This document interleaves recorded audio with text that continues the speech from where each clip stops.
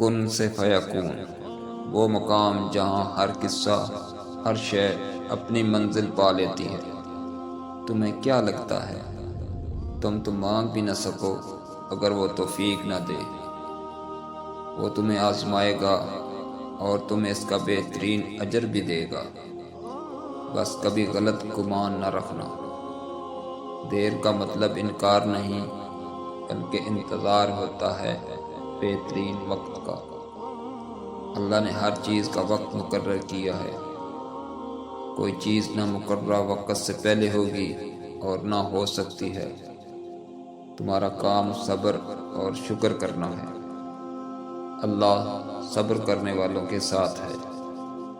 ایک روزے دار کی طرح صبر کرو جب وہ کسی دسترخوان پر بیٹھا ہوتا ہے، مشروبات، لوازمات، کئی قسم کے کھانے اس کے سامنے پڑے ہوتے ہیں، اور وہ صبر کرتا ہے اذان کا اور اپنے رب کے اذن کا۔ وہ اللہ ہے نا، وہ سب کر دے گا اور پھر تمہارا دل راضی ہو جائے گا۔